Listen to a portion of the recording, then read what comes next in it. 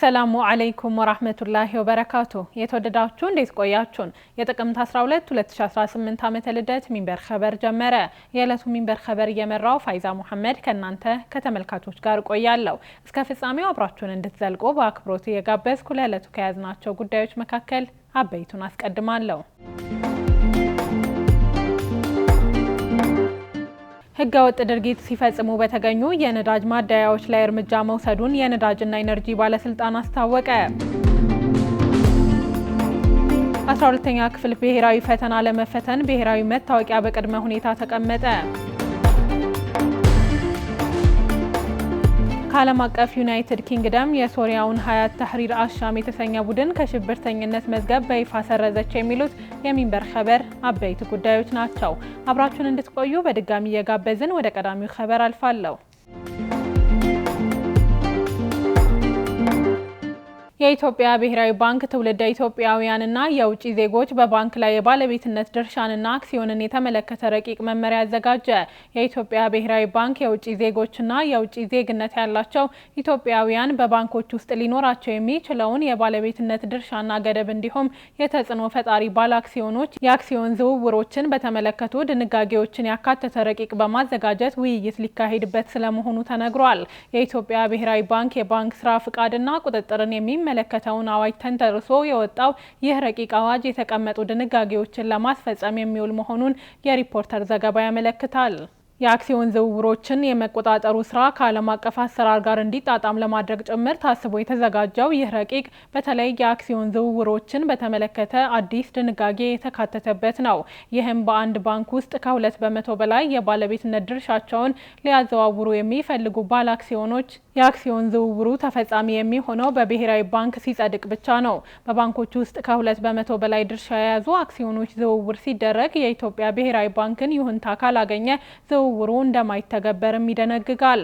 ተጽዕኖ ፈጣሪ የሚባሉ ባለ አክሲዮኖች የአክሲዮኖች ዝውውሮችን የሚፈቅድበትና የሚቆጣጠርበት ይሆናል የተባለው አዲስ ረቂቅ ከባለ ድርሻ አካላት ጋር ከተመከረበት በኋላ ስራ ላይ የሚውል እንደሚሆንም ይጠበቃል።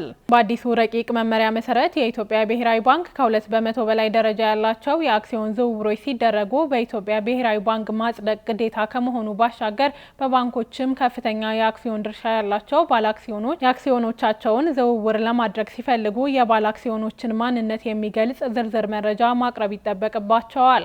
መመሪያው ሌሎች በአስገዳጅነት መፈጸም አለባቸው ብሎ ከደነገጋቸው ውስጥ የአክሲዮን ዝውውሩ ሲደረግ ቢያንስ በኦዲት የተደገፈ 3 ዓመታት የሂሳብ መግለጫዎች መቅረብ ይኖርበታል የሚልም ይገኝበታል። አክሲዮኖችን የሚገዛው አካልም ለአክሲዮኖቹ ግዢ የሚያውለው ገንዘብ ምንጩ መጠቀስ እንደሚኖርበትም ብሔራዊ ባንክ ያሰናዳው አዲሱ ረቂቅ መመሪያ ውስጥ ተካቷል። በመመሪያው የተጠቀሱ ድንጋጌዎች ተሟልተውና ይሁንታ ተሰጥቷቸው የአክሲዮን ዝውውሮች ከተካሄዱ በኋላም ቢሆን ብሔራዊ ባንክ እነዚህ ዝውውሮችን በተመለከተ ጣልቃ የመግባት መብት እንደሚኖረውም ረቂቁ ያመለክታል። ወደ ሌላ ኸበር እንለፍ። የኢትዮጵያ ብሔራዊ ባንክ ገዢ ዶክተር ኢዮብ ተካልኝ የዓለም ባንክ ግሩፕና የዓለም አቀፉ የገንዘብ ድርጅት IMF ዓመታዊ ስብሰባዎችን ለመካፈል ወደ አሜሪካ ዋሽንግተን ዲሲ ተጉዘው በአካባቢው ከሚገኙ የሐዋላ አስተላላፊ ድርጅቶች ጋር ውይይት አድርገዋል። ገዢው ከዚህ ውይይት በኋላ በሰጡት መግለጫ ህገወጥ ስራዎችን ያከናውናሉ ባሏቸው የሐዋላ አስተላላፊዎች ላይ የማያዳግም ሰፊ እርምጃ ለመውሰድ መዘጋጀቱን ተናግረዋል። በዚህ ተግባር የተሰማሩ ድርጅቶች ከድርጊታቸው እንዲታቀቡና አስፈላጊውን ጥንቃቄ እንዲያደርጉ አሳስበዋል። የማዕከላዊ ባንኩ ማሳሰቢያ የተሰጠው በ2 ወር ውስጥ ለሁለተኛ ጊዜ ነው። አህመድ አብዱራህማን ተጨማሪ አለው። የኢትዮጵያ ብሔራዊ ባንክ ህገወጥ ስራዎችን ያከናውናሉ ባላቸው የሐዋላ አስተላላፊዎች ላይ የማያዳግም ሰፊ እርምጃ ለመውሰድ መዘጋጀቱን የብሔራዊ ባንክ ገዢ ዶክተር ኢዮብ ተካልኝ ተናግረዋል። ባንኩ የሚወስደው እርምጃ የኢትዮጵያንና ዓለም አቀፍ ህግን የጠበቀ እንደሚሆን የገለጹት ዶክተር ኢዮብ በዚህ ተግባር የተሰማሩ ድርጅቶች ከድርጊታቸው እንዲታቀቡና አስፈላጊውን ጥንቃቄ እንዲያደርጉ አሳስበዋል። የገዢው ማሳሰቢያ የመጣው በአሜሪካ ዋሽንግተን ዲሲ ከሚገኙ የሐዋላ አስተላላፊ ድርጅቶች ጋር ውይይት ካደረጉ በኋላ ነው። የብሔራዊ ባንክ ገዢው ወደ ስፍራው የተጓዙት የዓለም ባንክ ግሩፕና የዓለም አቀፉ የገንዘብ ድርጅት IMF ዓመታዊ ስብሰባዎችን ለመካፈል ነበር። ማዕከላዊ ባንኩ ህገወጥ ስራዎችን ያከናውናሉ ባላቸው የሐዋላ አስተላላፊዎች ላይ ማስጠንቀቂያ ሲያወጣ በ2 ወር ውስጥ ለሁለተኛ ጊዜ ነው። የመጀመሪያውን ማሳሰቢያ በሐምሌ ወር የሰጡት የቀድሞ የብሔራዊ ባንክ ገዢ ማሞ ምህረቱ የኢትዮጵያን የፋይናንስ ስርዓት ሆን ብሎ ለመሸርሸርና የገበያ ዋጋን ለማዛባት በማለም ይሰራሉ ባሏቸው በተለይም መቀመጫቸውን ዩናይትድ አረብ ኤምሬቶች ባደረጉ ገንዘብ አስተላላፊዎች ላይ እርምጃ እንደሚወሰድ ገልጸው ነበር። የኢትዮጵያ ብሔራዊ ባንክ እያከናወነ ያለውን ምርመራ በመቀጠል የኢትዮጵያ የፋይናንስ ስርዓት ታማኝነትን ሆነ ብሎ ለመሸርሸር እና የገበያ ዋጋን ለማዛባት በማለም መቀመጫቸውን ውጭ ሀገር ያደረጉ ሌሎች ህገወጥ የገንዘብ አስተላላፊዎች የሚወስደውን ተጨማሪ እርምጃዎች አሁንም ይቀጥላል። እንደ አስፈላጊነቱ እነዚህ ድርጅቶችን ለህዝብ ይፋ ያደርጋል። በተለይ ከቅርብ ቀናት ወዲህ በተለይ በዱባይ ዩናይትድ አረብ ኤሚሬትስ ከገበያ ሁኔታ ያፈነገጠ የትይዩ ገበያውን የሚያስፋፉ ህገወጥ ድርጊቶች እንዳሉ በውል ስለተረዳን ይህን ተከታትለን ጠንካራ እርምጃዎችን እንወስዳለን። ባንኩ በወቅቱ ባወጣው ተመሳሳይ መግለጫ መቀመጫቸውን በአሜሪካ ያደረጉ 4 የገንዘብ ማስተላለፍ አገልግሎት ሰጪዎች በወንጀል የተገኘ ንብረትን ህጋዊ ማስመሰልና ህገወጥ ተግባራትን ፋይናንስ በማድረግ ተግባር ተሳትፈዋል ብሎ ነበር። የአሁኑ የባንኩ ገዢ በዋሽንግተን ሲናገሩ ደግሞ ከዚህም ባለፈ የቴሮሪዝም ፋይናንሲንግ ወይም መኒ ላውንድሪንግ የምንለው ላይ የተሰማሩ የተወሰኑ የገንዘብ አስተላላፊ ተቋማት እንዳሉ ስለተደረሰበት የተናበበና የተቀናጀ ሰፊ እርምጃ ለመውሰድ አስበናል ሲሉ ተደምጠዋል። ደጋግመን ብናነሳም ከህገወጥ ስራ ደግሞ ያልተቆጠቡ እንዳሉ አይተናል። ለነዚህ የመጨረሻ ማሳሰቢያ መስጠት ነው የምፈልገው። ብሔራዊ ባንክ ሰፊ ዝግጅት አድርጓል። ከጸጥታ ተቋማት ጋር በመነጋገር የብሔራዊ ባንክ ህግ፣ የታክስ ባለስልጣኑን ህግ አጣቅሰን በተለይ የቴሮሪዝም ፋይናንሲንግ ወይም መኒ ላውንደሪንግ የምንለው ላይ የተሰማሩ የተወሰኑ የገንዘብ አስተላላፊ ተቋማት እንዳሉ ደርሰንበታል። እዚህ ላይ በጣም የተናበበ የተቀናጀ ሰፊ እርምጃ ለመውሰድ ነው ያሰብነው።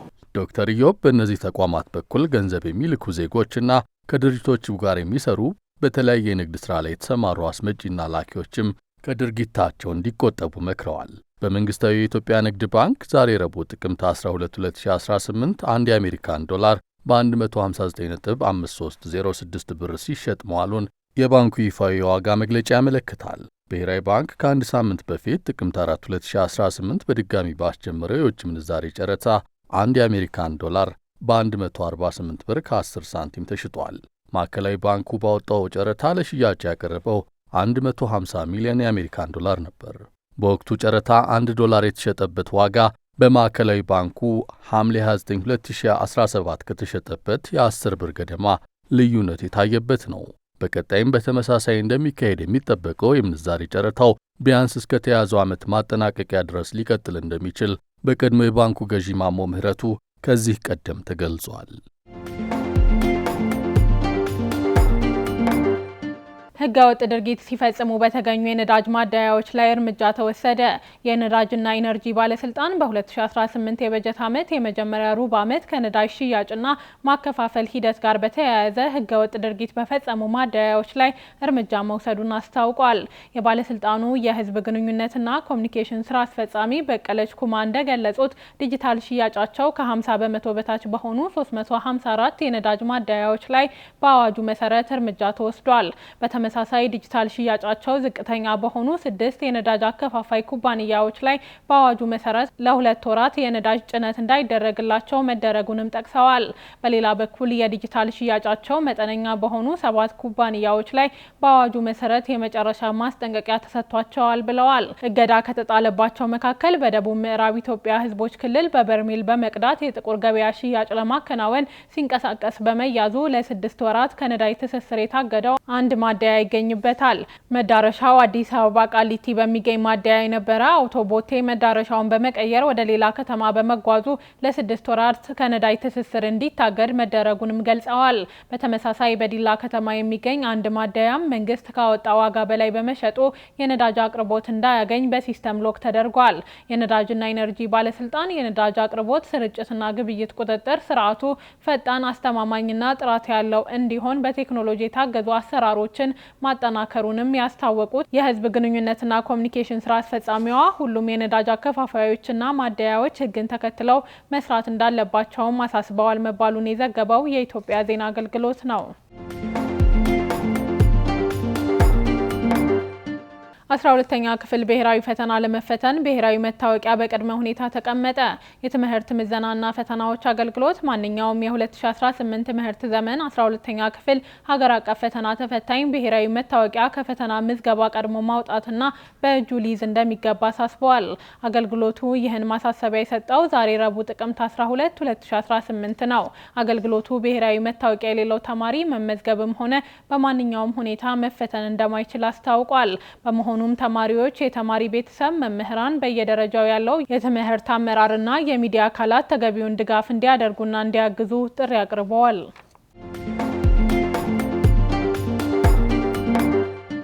ከደወሌ የተነሳ የህዝብ ማመላለሻ ባቡር ሽኒሌ ሲደርስ ባጋጠመው አደጋ ህይወታቸው ያለፈ 14 ሰዎች ስርዓተ ቀብር በከተማ አስተዳደሩ እንደተፈጸመ ተነገረ። በሶማሌ ክልል መነሻውን ከደወሌ አድርጎ ወደ ድሬዳዋ በመጓዝ ላይ ነበረ የህዝብ ማመላለሻ ባቡር ሽኒሌ ወረዳ ላይ ሲደርስ ባጋጠመው አደጋ 14 ሰዎች ህይወት ማለፉን የክልሉ መገናኛ ብዙሃን ኤጀንሲ ዘግቧል። በዘገባው መሰረት ከደወሌ መነሻውን አድርጎ ወደ ድሬዳዋ በመጓዝ ላይ ነበረ የህዝብ ማመላለሻ ባቡር አደጋውን ያደረሰው ጥቅምት 10 2018 ለሊት 8 ሰዓት ገደማ ነው። በአደጋው ከሞቱት 14 ሰዎች በተጨማሪ በርካታ ሰዎች ላይ የአካል ጉዳት ደርሷል። አደጋ የደረሰባቸው ባቡሮችና ፉርጎዎች በድሬዳዋ ደወሌ የምድር ባቡር ድርጅት ስር የሚተዳደሩ ናቸው። አደጋው የደረሰው ዘይት፣ ስኳርና ዱቄት የተጫነባቸው የባቡር 2 ፉርጎዎች ተንሸራተው ከመስመር በመውጣት ከድሬዳዋ አቅራቢያ በምትገኘው በሸነሌ ከተማ ለአስቸኳይ ስራ ከቆመ ባቡር ጋር ተጋጭተው በመገልበጣቸው ነው። የድሬዳዋ ደወሌ የባቡር አገልግሎት ድርጅት ስራ አስኪያጅ አቶ ሙሴ ደበር በአደጋው የሰዎች ህይወት ማለፉን በማረጋገጥ መንስኤው እየተጣራ መሆኑን ተናግረዋል። በአደጋው የሞቱና አድራሻቸው ያልታወቀ ሰዎች ስርዓተ ቀብር በከተማ አስተዳደሩ ተፈጽሟል ሲሉ የድሬዳዋ ደወሌ ምድር ባቡር ድርጅት ስራ አስኪያጅ ለመገናኛ ብዙሃን ገልጸዋል። ከመጪው የህዳር ወር ጀምሮ በአዲስ አበባ ከተማ የቀኑ ዝቅተኛ የሙቀት መጠን ሊመዘገብ ይችላል ሲል ኢንስቲትዩቱ ገለጸ። የኢትዮጵያ ሜትሮሎጂ ኢንስቲትዩት ከመጪው የህዳር ወር ጀምሮ በአዲስ አበባ ከተማ የቀኑ ዝቅተኛ የሙቀት መጠን ሊመዘገብ እንደሚችል አስታውቋል። ኢንስቲትዩቱ እንደገለጸው አዲስ አበባ ከተማን ጨምሮ በምስራቅ አማራና በምስራቅ ኦሮሚያ አካባቢዎች ከመጪው ህዳር ወር ጀምሮ ከ10 ዲግሪ ሴልሺየስ በታች የሆነ ሙቀትን ሊያስተናግዱ ይችላሉ። በዚህ ወቅት በከተማዋ አልፎ አልፎ ወቅቱን ያልጠበቀ ዝናብ ሊከሰት እንደሚችልም ተገልጿል። ከሳይቤሪያ በመነሳት ወደ ኢትዮጵያ የሚነፍሰው ደረቅና ቀዝቃዛማ የአየር ሁኔታ ስለሚጠናከር በተለይ ከህዳር ወር መጀመሪያ ሳምንት ጀምሮ ከእለት ወደ እለት የተለያየ መጠን ያለው ቅዝቃዜ ሊከሰት ይችላል። በቅዝቃዜው ሊከሰቱ የሚችሉ የጤና እክሎችን ለመከላከል ያስችል ዘንድም ማህበረሰቡ ከወዲሁ ጥንቃቄ ሊያደርግ እንደሚገባም ኢንስቲትዩቱ አሳስቧል።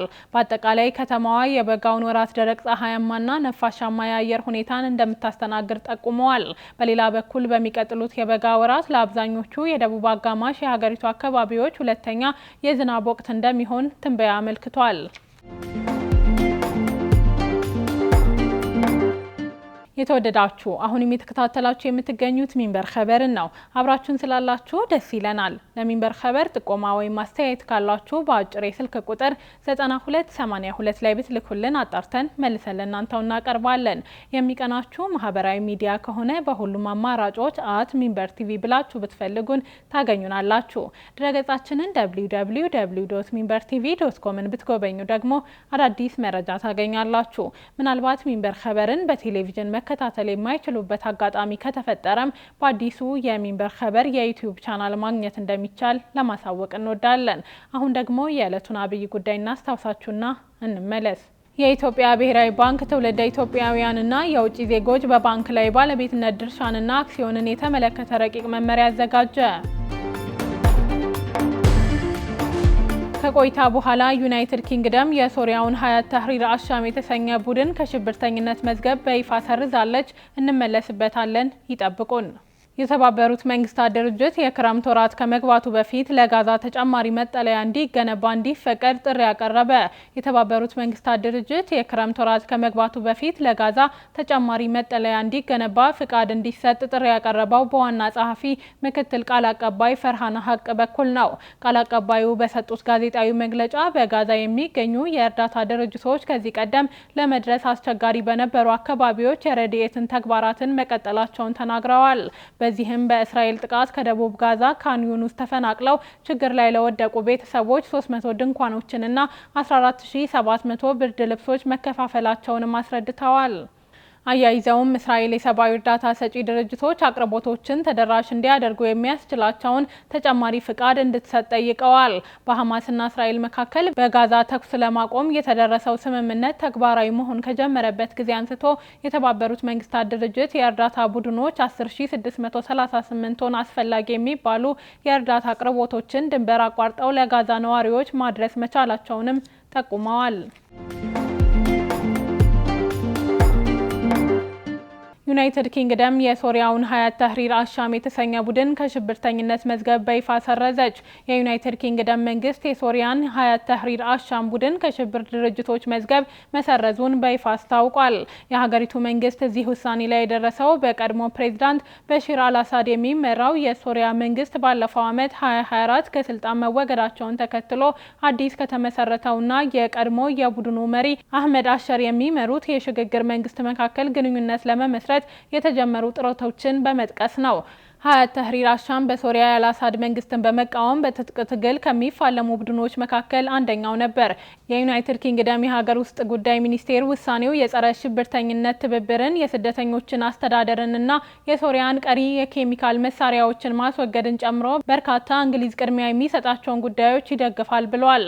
ሚኒስቴሩ ቅድሚያ ይሰጣቸዋል ያላቸው የጸረ ሽብርተኝነት ትብብር፣ የስደት አስተዳደርና የሶሪያ ቀሪ የኬሚካል ጦር መሳሪያዎች እንዲወገዱ ማበረታታትን ነው። ዩናይትድ ኪንግደም የሶሪያን መንግስት በሽብርተኝነት ላይ ለሚደረገው ትግልና በሶሪያና በሰፊው ቀጠና ውስጥ መረጋጋት እንዲመጣ እንዲሁም በቀድሞ መንግስት አገዛዝ ዘመን ለተፈጸሙ ወንጀሎች ተጠያቂነት እንዲሰፍን እገዛ እንደሚሰጥ አስታውቋል። ይህ የሀገሪቱ ውሳኔ የተሰማው የቀድሞ የውጭ ጉዳይ ሚኒስትር ዴቪድ ላሚ በሐምሌ ወር ወደ ሶሪያ ካደረጉት ጉብኝት በኋላ ነው። ይህ ጉብኝት በሁለቱ ሀገራት መካከል ከ10 ዓመት በኋላ ለመጀመሪያ ጊዜ የተደረገ ከፍተኛ የዲፕሎማሲ ግንኙነት እንደነበር ሚድል ኢስት ሞኒተር ዘግቧል። ውድ ተመልካቾች ለዛሬ ያዘጋጀነው የሚንበር ኸበር በዚሁ ተጠናቀቀ።